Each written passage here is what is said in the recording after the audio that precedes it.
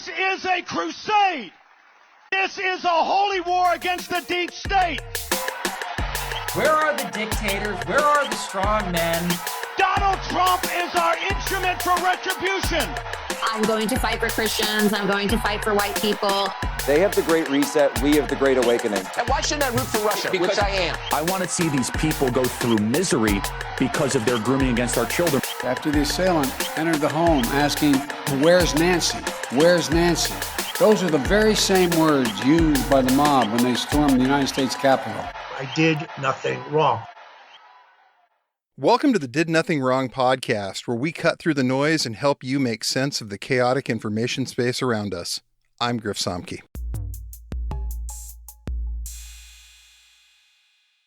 Well, I honestly didn't think this episode was going to be necessary.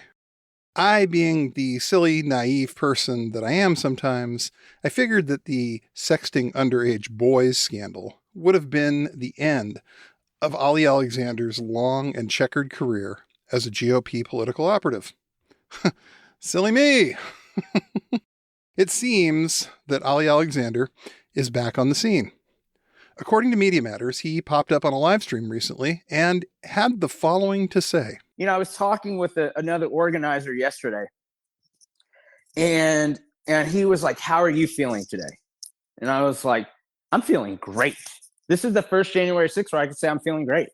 And I said, "How are you feeling?" He said, "I'm feeling great too. Isn't that strange?"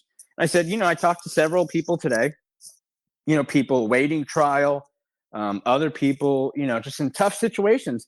And everyone said that this was the first January 6th where we really felt like our perspective and a whole fact set that wasn't shared a year ago, that's now being shared, is being taken into consideration. Now, I'm going to have to admit that I whiffed on this one because I did not think this was something he could come back from, but there really is no floor here.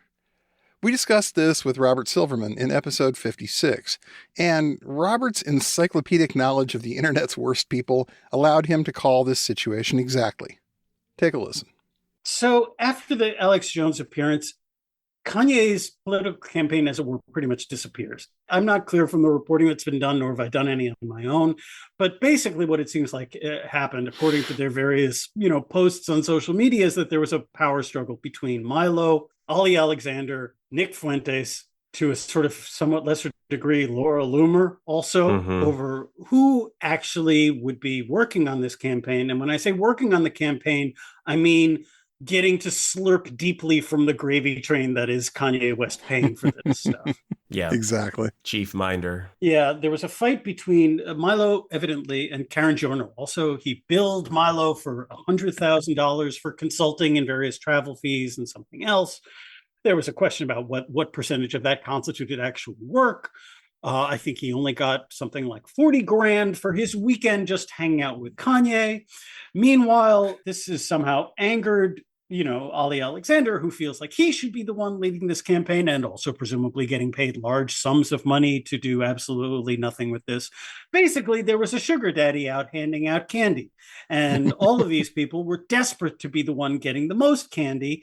And once they started figuring out a way to elbow each other out of the paint, Milo thought now was the best time to drop receipts once he'd been sort of lost favor with this world and the checks stopped coming. And that's when he started publishing all of these old, what appears to be some of them are on Signal, a bunch more were on Snapchat, others were, Telegram messages themselves, showing basically that Ali Alexander was using whatever position of authority he had and whatever clout he had in the far-right movement to try to lure young men into hanging out with him, and then on a couple of occasions, as you mentioned, sending him nude photos while they were underage, it is grooming. Yes. Yeah. All of you people who have been screaming, "Okay, groomer," at every gay person within their orbit, or beer company, or library, or children's hospital that they can find. Guys, we found it. El Dorado. It's right there. This is the lost city of the Incas of groomers, and it is right in front. The call was coming from inside the house, guys. And now I believe that Ali has headed for the hills, or at least has stopped posting, and he's, he's going to do what he always does when the fit hits the shan, which is run away until enough people forget, and then he'll pop back up on the horizon. This is the same thing that he did when he got busted. Again, the National Bloggers Club, I believe, was the name of his outfit that he was running in 2011, 2012. Mm-hmm. And he was accused of siphoning money from them also, and like promising all these things to all these politicians. And then once the heat gets turned up, he went away. And with Trump, he started sort of bopping back into their orbit. So none of this is, this is all part of a pattern for Alexander. Robert, man, I got to give it to you. Your brain worms totally paid off this time. Very impressed, as always. So, I guess we're going to have to do it. This is Ali Alexander's permanent record.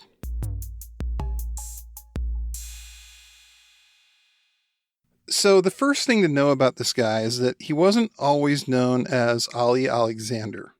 Luke O'Brien wrote the definitive piece on Ali, and I'll link it in the show notes, but Luke did a hell of a job digging into this guy. He was born Ali Abdul Razak Akbar in Texas. He claims that his father was an exchange student from the United Arab Emirates who abandoned him and his black mother when Alexander was a toddler. He grew up in Fort Worth, and from a very young age he was interested in politics and the power one can achieve from political office. Quote, "Very early as a child, I sought power. I sought power and influence," Alexander would later say. So the guy was chasing clout from day one. That quest got derailed, however, when he got himself into some legal trouble after high school. He briefly attended the University of North Texas, but dropped out in 2006 and was arrested that year for stealing property. A month later, he was arrested again for debit card abuse. In 2007 and 2008, those charges resulted in felony convictions. And somehow he still ended up fulfilling his boyhood dream of getting into politics. The GOP had a big enough tent for young Ali, and they love it when people of color sign up because to them it proves that they aren't racist, you see. So he immediately started in with the birther conspiracy. This was the Republican smear of Barack Obama that maintained that he was born in Kenya, not Hawaii, as his birth certificate said. See, not racist at all. But they got called out for this at the time, and you can see how helpful it was for them to have a guy like Ali to run interference. How could we be racist? Here's a black guy saying it too. Checkmate, libs. Got me. Totally owned. So Ali rose fast in the GOP, and by 2009, he was attending CPAC, which is the Conservative Political Action Conference. And it was the only conference like that back then, so it was a real who's who of right-wing superstars. His rise coincided with the birth of a new right-wing movement called the Tea Party. And while we've discussed them on this podcast before, here's a quick refresher. The Tea Party was a right-wing backlash to the election of Barack Obama. And it wouldn't be wrong to think of this movement as sort of a proto-MAGA, because this is where a lot of the narrative came from. This is definitely one of the points where culture war became the order of the day. Alexander worked on Tea Party news sites and helped Tea Party candidates boost their online presence. And the Tea Party did really well in the 2010 midterms, which pretty much locked the GOP into this particular trajectory. The money flowed in, and people like Ali reaped the benefits.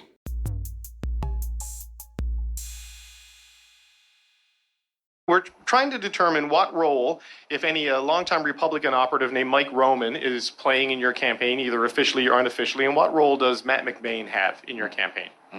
I can have people get back to you on that. As you know, we have hundreds of volunteers from all over the country who have worked in different campaigns at different levels, and like all other parties, they have experience working on other campaigns. So are they working with you or not? Sorry, I don't want this to count as my follow-up. Are they working on your campaign, yes or no? Yeah. Well, as I said, we have hundreds of volunteers from all across the country who have a wide variety of experiences at different levels on campaigns like other parties do. One thing I noticed when I was researching this was the name Mike Roman, who happens to be in the news again lately. This is from the Philadelphia Inquirer. A Philadelphia GOP campaign operative was among 18 allies of former President Donald Trump indicted with him on Monday in a sweeping racketeering case accusing them of seeking to overturn the results of Georgia's 2020 election. Mike Roman, who served as director of Election Day operations for Trump's 2020 re-election campaign, was charged by a state grand jury with 7 counts, including racketeering conspiracy and conspiracies to commit forgery, to impersonate a public officer, to commit false statements, and to file false documents. Roman's role as one of the chief implementers of Trump's plan to organize slates of so-called fake electors in battleground states has been well documented in investigations by federal authorities and congressional probes. He's what Hunter S. Thompson used to refer to as a brutal fixer. He's the guy that you call when you need some rat fucking done or you want to absolutely wreck your political opponents. And he saw something in the young man from Texas. This is again from Luke O'Brien's piece. Early in his career, Alexander appears to have come to the attention of Mike Roman, the head of Charles and David Koch's competitive intelligence team, a surveillance and intelligence gathering unit that the Koch Industries brothers used to monitor and counteract liberal groups and activists. Roman, one of Alexander's first Twitter followers, took to occasionally boosting the young operative's account. Roman would go on to work for Trump, first in 2016 to oversee election protection, and later in the White House, where his duties were shrouded in secrecy, according to Politico. On Election Day in 2020, Roman tweeted viral disinformation about Democratic voter fraud and was among the first people to amplify the Stop the Steal hashtag. As an aside, I highly recommend Fear and Loathing on the Campaign Trail by Hunter Thompson. Hunter was a huge political junkie, and it's his perspective on the 1972 presidential campaign, and it's great stuff. So going back to Luke O'Brien's Huffington Post piece. In 2011, Alexander found his way to the heart of the GOP's Minority Rule Project when the Leadership Institute, a conservative grassroots training organization in Washington, invited Alexander, who was still on probation for debit card abuse, to give a presentation about online fundraising. The organization's notable alumni include former Senate Majority Leader Mitch McConnell and violent pro-Trump neo-Nazi Matthew Heimbach, who told HuffPost in 2016 that the Leadership Institute had trained, quote, this entire next generation of white nationalists, unquote. Now that's fascinating. Mitch, Ali, and Matty Himes all came out of the same organization. Funny old world.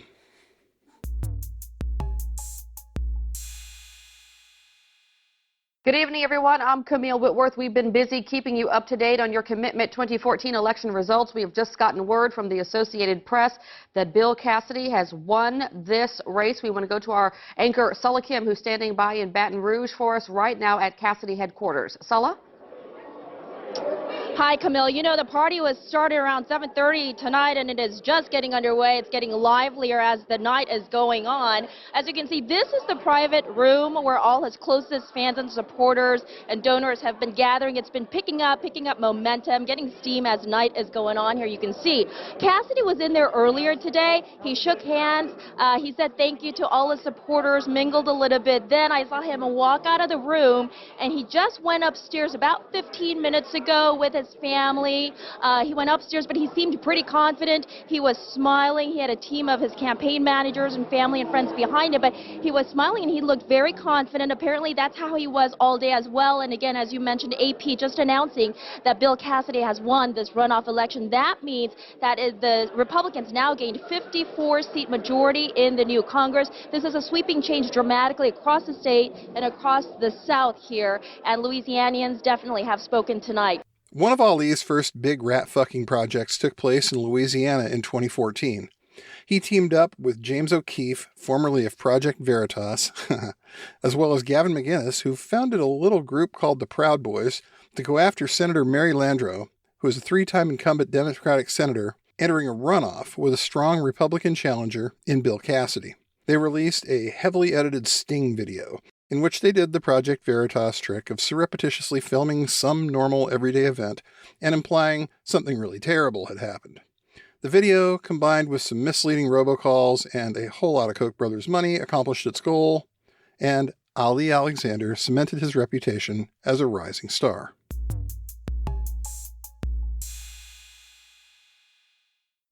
In 2016, as the nomination of Donald Trump for president pushed the GOP into a new era of social media-fueled extremism, Ali was primed and ready. This is where he dropped Akbar and went to Alexander. He joined a burgeoning crew of propagandists and white nationalists orbiting Steve Bannon, who was the chief executive of Trump's campaign. In an ironic twist, a similar provocateur by the name of Milo Yiannopoulos became a friend. So did Breitbart writer Mike Mahoney, aka Mike Ma, who wrote a book called Harassment Architecture, which was a huge hit with the eco-fascist set. He also became friends with Lucian Wentrich, aka Twinks for Trump, who would soon become the White House correspondent for the Gateway Pundit, also known as one of the worst disinformation sources out there. They've pushed voter fraud lies, promoted Stop the Steal, and published propaganda from the Oath Keepers, who are an anti-government militia group, whose members were involved in the storming of the Capitol on January 6, 2021. In fact, the leadership of the Oath Keepers were charged and convicted of seditious conspiracy and will be spending the next several decades in federal prison. Here's a clip of Ali and Lucian demonstrating their commitment to fair and unbiased coverage by talking to millennial Matt Colligan, he of Adolf Hitler did nothing wrong fame, as well as being the guy with the mustache in that photo of Unite the Right from Charlottesville. You know the one from the Torchlight March. Tonight, we're going to have a real conversation or a fake one, who knows. But we got two gentlemen who are extremely funny in their own right. Lucian's fake funny, Matt's real funny, and you guys know I don't like really complimenting some of these fringe nationalist guys, which I'm a nationalist, Lucian's a nationalist, but what we want to do is just have a discussion between three guys and let you guys in on it. They're saying my volume's low. So, it's very low. We'll keep going with it, but we're just gonna have a frank conversation. Not many things are off topic, but we did agree before the show that we're not gonna be mean. We're not gonna be super racist. Funny racist is a whole different story. And for the most part, we're going to leave ethnicities alone, but there's no problem talking about power structures and people who control certain industries and stuff like that. So Matt, how you doing tonight? Oh, I'm doing great. How you guys doing tonight? Wonderful. I think simply I'm a nationalist, and I just so happen to be a white male. You say that with almost smirking coincidence? I don't know. I mean, it is a coincidence. I'm a white male and I'm a nationalist, so that might make me a white nationalist, I guess. I really like to push buttons, and there's clearly a anti-white sentiment in the mainstream, and it's sort of like, they taught us in elementary school that, white people were evil to black people, and just evil throughout history. And, you can only tell kids that so long until, they become adults and they start, feeling this anti-white sentiment, this, everything that they've been taught, they're just sort of acting out. And so, I like to push back against that. And, I love history. I've been learning a lot about our past as Americans, but also world history, particularly World War II. And I've found that there's just been a lot of lies and a lot that we just simply, haven't been told, that I think is crucial to understanding our current predicament in the United States, but also, the world. Yeah, Matt's really nice. He's moved on to bigger and better things like working with the Idaho Republican Party and allegedly informing on Nick Fuentes and the Groypers for the FBI. Above all, however, Ali honed his grift, kept his eyes on the prize, and managed to grab the right-wing brass ring, so to speak. This is from Politico. Ali Alexander, a 33-year-old political operative who previously went by the name Ali Akbar, has become an increasingly prominent pro-Trump voice on Twitter and in video live streams, during which he rails against feminist lawyer Gloria Allred and lauds Kanye West. On the eve of the 2016 election, Robert Mercer donated $60,000 to a PAC that Alexander advises. Alexander, who identifies himself as Black and Arab, brings a more New Age approach to the culture wars, calling himself, quote, an interpreter of energy for this period, unquote. Yes, Ali started getting that Mercer money. Achievement unlocked. Now, nobody besides Ali knows exactly where that money went, and the man does have expensive tastes. However, Ali has been a big fan of Bitcoin since Bitcoin and is known for moving a lot of it around between his various LLCs and PACs, so he doesn't exactly make himself easy to track. Let's just say he's a walking argument for campaign finance reform.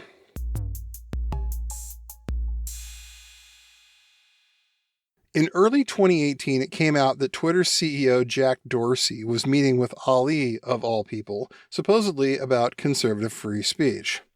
This is from Breitbart.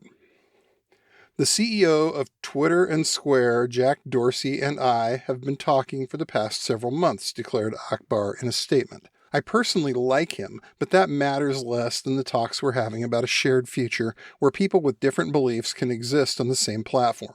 This is experimental. This is new. We have a goal for an outcome, but we have to find a way there. Twitter should belong to everyone. Cohabitation will require new methods from all of us, he continued, adding, I appreciate Jack listening to some of my concerns affecting conservatives on the most important communications platform in the world, Twitter. Now, Dorsey was criticized rightly at this time for letting this shifty little grifter have his ear, but looking back, this was simply another one of Jack's missteps, leading up to eventually selling the platform to Elon apartheid Clyde Musk. Somehow, Ali had found a way to worm his way into another power center.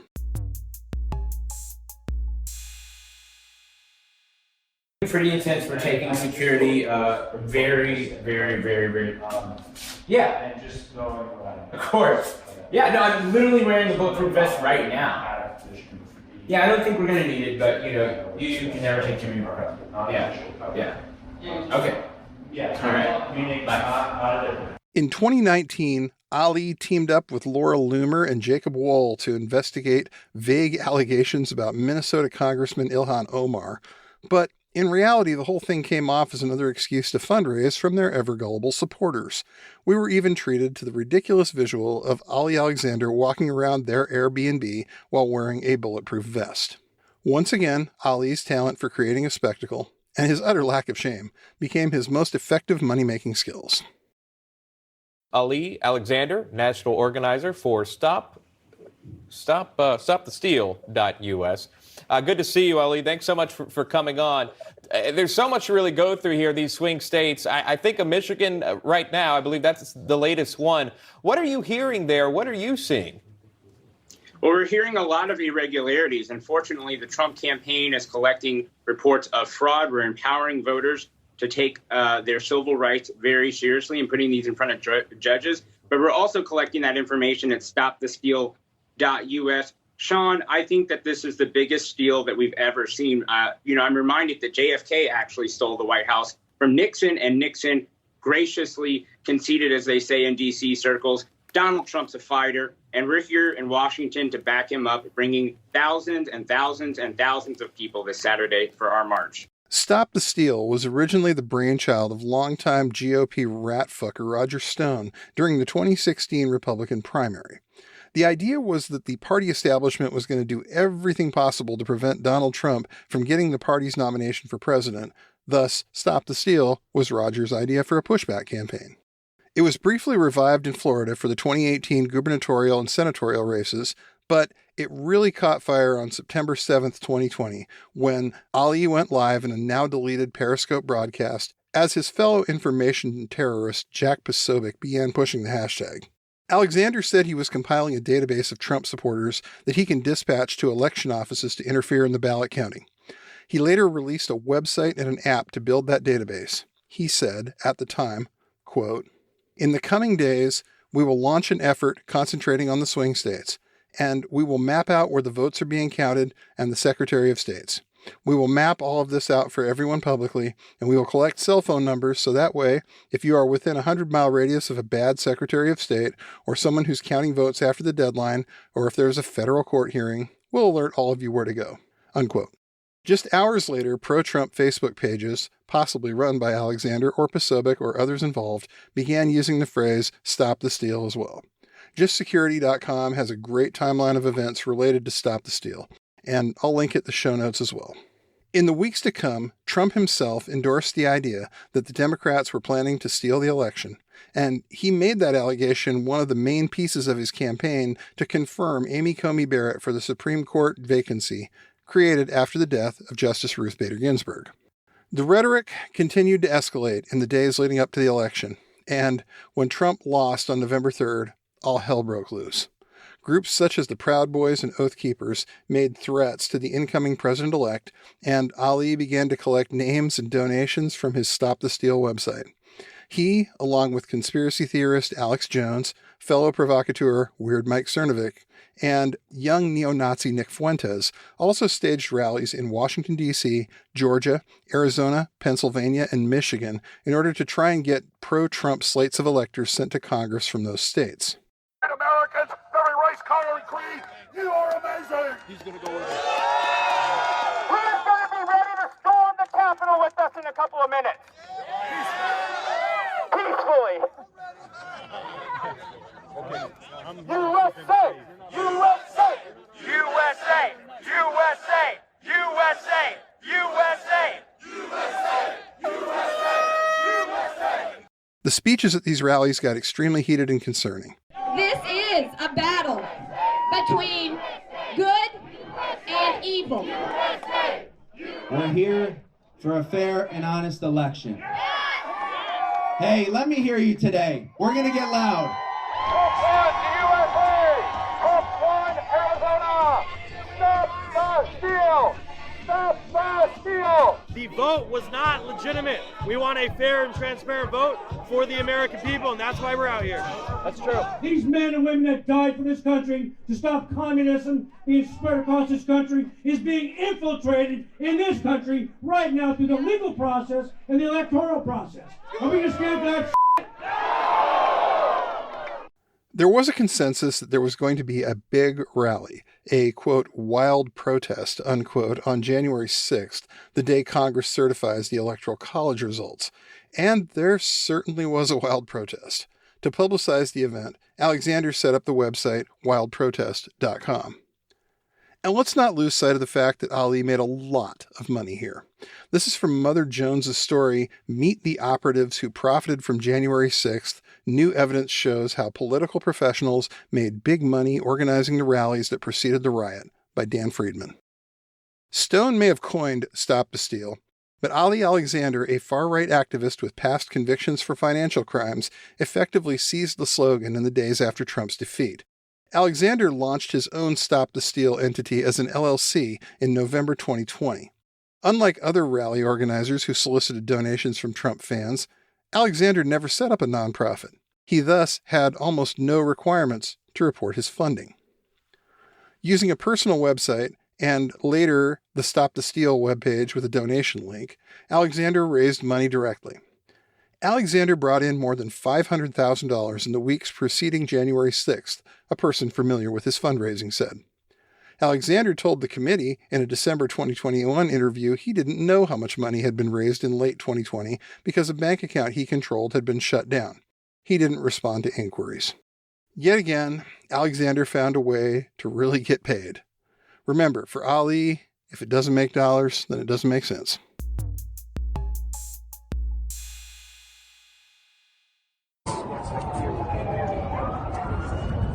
And it's replicated on the other side. This is we the people. The growing frustrations of the government and what's happening now is exactly what I've warned about. I've said that we need to make fair elections and transparent counting so that the people do not feel like the last resort is public demonstrations like this. Now, I want to say something. I don't disavow this. I do not denounce this. This is completely peaceful, looks like so far. And there are a couple of agitators that I obviously don't endorse, but this is completely peaceful. The events of January 6, 2021 changed the United States of America forever. Thousands of Trump supporters stormed the United States Congress, causing untold amounts of damage and at least one death. The goal seems to have been to shut down the electoral vote count and to give Trump a pretext to invoke the Insurrection Act and declare martial law. So far, over 1,200 people have been criminally charged for their involvement in what can only be called an insurrection. Some of the ringleaders, including the heads of both the Proud Boys and the Oath Keepers, were convicted of seditious conspiracy and will be spending decades behind bars. And Ali was right in the middle of the entire thing. Conservative activist Ali Alexander, flanked by his attorneys as he walks into his deposition on Capitol Hill Thursday. His team carrying boxes of records for the House Select Committee investigating the Capitol riot by Trump supporters. We've provided the committee with thousands of records, hundreds of pages. And, unfortunately, I think that this committee has gone way too much into our personal life, way too much into my First Amendment. But I do recognize that they have a legislative duty to conduct, and so we're here to cooperate. Ali's role in these events has been somewhat murky. We know that he organized a lot of the protests, revived Stop the Steal, and registered the wildprotest.com domain. He also made plenty of inflammatory statements about what he hoped would happen as a result of the protest. In one video from early January 2021, Ali speculated that being successful on January 6th might lead to a civil war. In the same video, he said he'd rather see the White House burn down than have Biden enter it. If Joe Biden is in the White House, which I don't think we should let him in the White House, I don't think under any circumstances Joe Biden should be allowed to enter the White House. Under none. There's no circumstance that I think is legitimate that Joe Biden should enter the White House. I think the White House should burn down, and I'm not saying that I'm not telling anyone to, but I'm just saying I literally believe that a bolt of lightning should hit the White House and light it on fire before it's handed over to that Beijing bottom bitch Biden. Okay? I believe that wholeheartedly. Now, Alexander's attorney said his comments about the White House were, quote, in jest, unquote. But we know this is a thing for these people. It's just a joke, bro, is one of their favorite walkbacks when they don't want to take responsibility for their words. So it's clear that Ali was quite involved in the planning and publicity. What's less clear is what role he may have had as a liaison between sympathetic members of Congress and the other planners of the insurrection. Ali himself has made multiple contradictory statements to various outlets regarding his level of involvement. For example, when he testified in front of the January 6th committee, he had this to say in regards to whether any members of Congress were involved in the planning. But Alexander, who led the crowd in chants of victory or death, maintains he played no role in the violence that day, also denying he coordinated the event with members of Congress. So this evidence actually exonerates those members. This evidence actually exonerates me. But on December 28th, 2020, he said the following on a live stream. Another great sign is that January 6th, which is crazy. I'm one guy, but I'm the guy who came up with the idea of January 6th when I was talking with Congressman Gosar, Congressman Andy Biggs, and Congressman Mo Brooks. So we're the four guys who came up with a January 6th event, hashtag do not certify. And it was to build momentum and pressure, and then on the day change hearts and minds of Congress peoples who weren't yet decided or saw everyone outside and said, I can't be on the other side of that mob. He then went on another live stream on January 2nd, 2021, and claimed that he was working with Congressman Andy Biggs to pressure senators not to certify the vote. Who started the hashtag? Who worked with Congressman Mo Brooks to whip up votes in the House? Congressman Paul Gosar to whip up votes in the House? Congressman Andy Biggs to not only whip up votes in the House, but also let me know who the soft senators were because he briefed them in the steering committee. Boom. Now, Congressman Biggs and Brooks deny all of this. Biggs' spokesperson went as far as to tell CNN, quote, Congressman Biggs is not aware of hearing of or meeting Mr. Alexander at any point, let alone working with him to organize some part of a planned protest, unquote. The spokesperson added that Biggs, quote, did not have any contact with protesters or rioters, nor did he ever encourage or foster the rally or protests. He was focused on his research and arguments to work within the confines of the law and established precedent to restore integrity to our elections and to ensure that all Americans, regardless of party affiliation, can again have complete trust in our election systems, unquote. That's beautiful. And I'm sure he's telling the truth, just like I'm also sure he was telling the truth when he denied asking Trump for a pardon for any January 6th related events. This is from the Arizona Mirror. Representative Andy Biggs, Republican from Gilbert, this week denied that he sought a pardon from then-President Donald Trump for any part in connection with the January 6th assault on the U.S. Capitol. Biggs' statement Thursday night came in response to video testimony earlier that day to the House committee investigating the January 6th attack. During that hearing, former White House aide Cassidy Hutchinson named Biggs as one of several Republican lawmakers who sought pardons before Trump left office. Biggs, who has refused to cooperate with a subpoena from that committee, called Hutchinson mistaken in her testimony, which he said was, quote, deceptively edited to make it appear as if I personally asked her for a pardon, unquote. Biggs did not respond to requests Friday to elaborate on that denial. Shocking. Now, Ali did end up testifying in front of the January 6th Commission, and it's a great question as to what he actually told them or if he gave anyone up, but it's pretty clear that he was one of the key people behind the insurrection.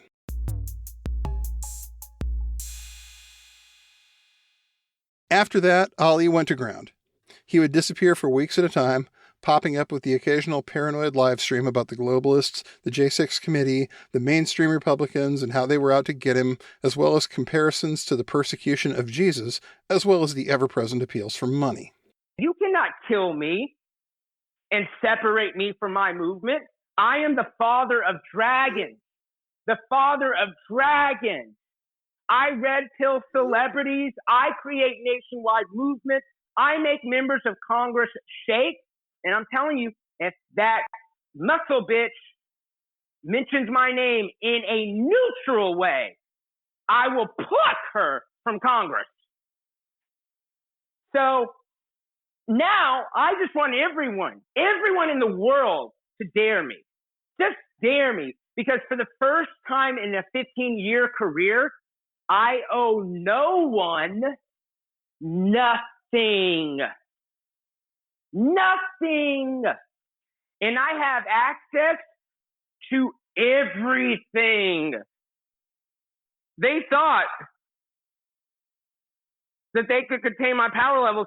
I am playing dumb. I am playing crazy, a lot like Jesus did. People will come to learn the truth. And guess what? I mean, frankly, that's what I need to crucify me. That's why you're going to see both sides try to come together to crucify me. Here's the difference. Jesus was a carpenter, and I've got a motherfucking machine gun. These motherfuckers thought I would talk to them. I was talking to the future because I'm a fucking time traveler. I wasn't talking to the fucking committee. They're dead. They're like, whoosh, you know? These people died a while ago. I came back in time to talk to dead people, you know? So, you know, here I am talking to the future, and people they didn't even realize I knew how to talk into the transcript. I knew how to talk into the transcript. I knew when to talk over them. I knew when it would frustrate the court reporter. I knew when not to talk over them. I knew when to wait. I knew when to say something they thought that they could lick their lips on and then finish the sentence with I don't know, or that's the best of my recollection, or start a sentence, I don't know. But thinking about it, if I had to form an opinion today, it would be boom. He also had a feud with Congresswoman Marjorie Taylor Greene over her vote for Kevin McCarthy for House Speaker in 2023. And whoo boy, did that ever get lit. I will not suffer this harlot. I will not be taught vows and loyalty, commitment from a whore. You have got me mistaken for some damn fool, and a fool, Ali Alexander, has never been called. In the coming days, I'm going to reveal that Marjorie Taylor Greene, in my summation and the summation of lawyers, committed a crime. That crime is going to be handed to the state of Georgia. And the state of Georgia will decide whether they adjudicate that crime or not. The House Ethics Committee and House Rules must expel Marjorie Taylor Greene when this evidence comes to light. Ho, go home. I am done with you. You are lukewarm. I am spitting you out of my mouth. You played me and no more. He also did some research into time travel. What if I told you that all of us are capable of traveling? Well, not all of us, because you're not smart enough. But what if I told you that there are a lot of people capable of time traveling? They just don't know it. What if I told you that time traveling is easier than you think? It requires a lot of discipline and no machines. And he blamed Donald Trump for the plight that he found himself in, because he sacrificed everything for Trump, and Trump won't even call him back. Again, Trump didn't call me. There's still some time left, by the way. It's still December. But Trump hasn't called me, and I gave up my whole life. I literally had to leave my house because Antifa knew where I lived and gave me credible death threats. I lost everything for Trump. Everything. And I'm not like Nick Fuentes or Alex Jones, where I can just re-spin up my platform. I lost everything for Trump. I lost everything for you and your voting rights. And then some of my friends on Twitter had the audacity to be silenced while I suffered. I'm bringing the hurricane to our shores in 2023. And you will all know my ideas because I said so. Because God said so. But at least he's free. Honestly, he didn't sound well at all during this period. I remember listening to a few of these streams occasionally, and I would catch myself feeling almost sorry for the guy. It seemed like the whole experience broke him mentally. But this is Ali, and history has shown us he is nothing if not persistent.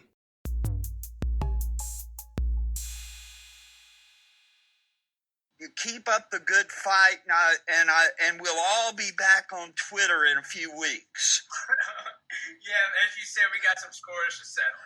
Oh, yeah, we do. Well, a lot of those people are unemployed now, so ha. Yeah. They became never-Trumpers, unemployed. I red-pilled the most famous rapper in all human history. I started a riot for the sitting president of the United States. Kiss my black ass. Rock on, brother.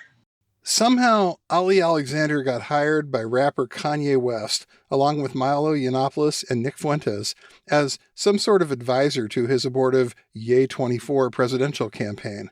This coincided with Kanye's infamous appearance on InfoWars with Alex Jones, where he combined his anti-Semitic rants with some kind of bizarre performance art involving a fishnet and a bottle of Yahoo chocolate milk drink. It was bad. It was bad for Trump to meet with Nick and Ye. Okay. I had no idea your voice is going to sound like that, Netanyahu. Ali was also on the show, offering his suggestions about camera angles and telling Laura Loomer to quit calling Kanye while they were live on the air. No, I'm not kidding. This was truly one of the more bizarre spectacles you'll ever see. Let's bring in Ali Alexander, who helped get this done. Ali, I've known you for years, but this is quite the broadcast. This is definitely, so far in 2022, the biggest broadcast of the year. This is it. Yeah, don't put this on me, Ricky Bobby. That's right. If you're not first, you're last. Come on, Ali, you're on air. Give us your take on this. No, I mean, this is great. Look, I love everybody on screen, and I love them, and I like them, and I endorse them. And I think that what Owen said is absolutely right. Is like, you can look at this interview, and you can be triggered. You know, you can engage your ego and say, Ye endorsed genocide when he didn't.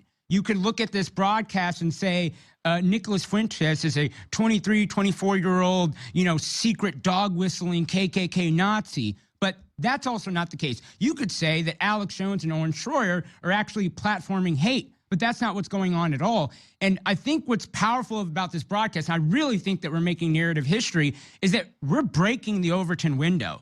The Republican establishment sold us out. The conservative movement sold us out. The churches, they closed. So when we looked for leadership on the right, there was none. Okay, when Owen Schroyer got charged, when Ali Alexander got sued and investigated, Alex, when you got sued, did we get a call from Mar-a-Lago saying, hey, I'm a billionaire and I want to help fund what you guys have been through for me? No, we didn't. So here we are left with the last option on InfoWars, the home of the resistance, And we're a bunch of pseudo-celebrities with one celebrity saying, okay, well, then we're just going to break the chessboard. We're getting off your chessboard because it is rigged. It's rigged by Lucifer. It's rigged by the Satanists. It is rigged by the Jewish mafia, and people don't want to say that. It's rigged by the Marxists and the leftists and all of these people. And it's actually, frankly, rigged by people who would, betray Christ within the church, the apostates. I'm not going to suggest you go watch it because it's the kind of thing that you can't unsee. And believe me, you'll want to.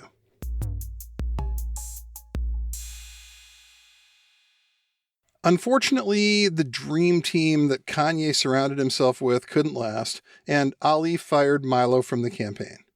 Milo was furious and decided to retaliate in true Milo fashion.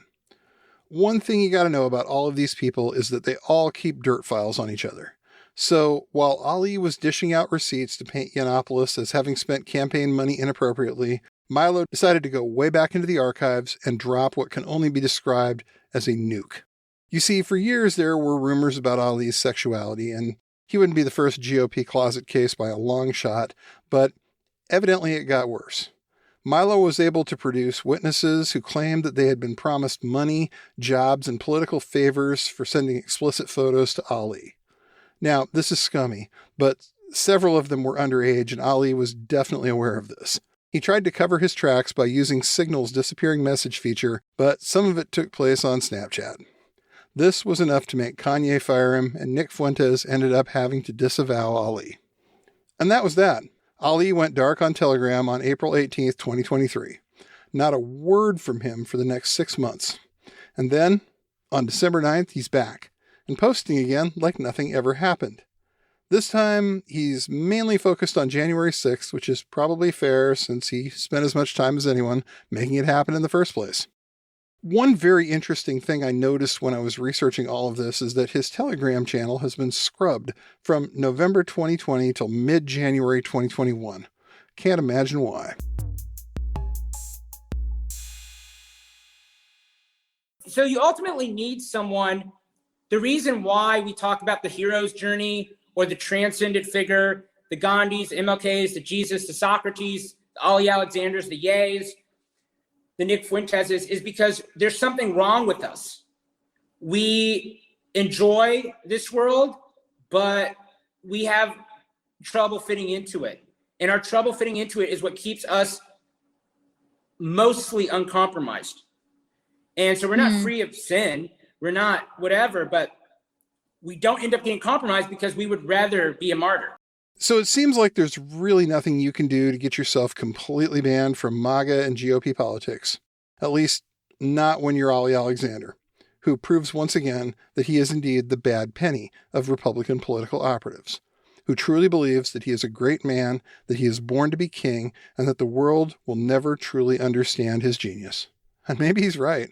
Just wait 6 months, display an absolute lack of shame, and you're back in. God bless America. Thanks for listening to the Did Nothing Wrong podcast. If you want to hear more, you can find us on the web at didnothingwrongpod.com. Please make sure you subscribe to get our content straight into your inbox. You can also follow us on Twitter at GrizaBJJ, GRZABJJ, as well as DNWPod. We're extremely grateful for paid subscriptions and donations that allow us to keep doing this important work. Thanks, and remember, everyone mentioned did nothing wrong.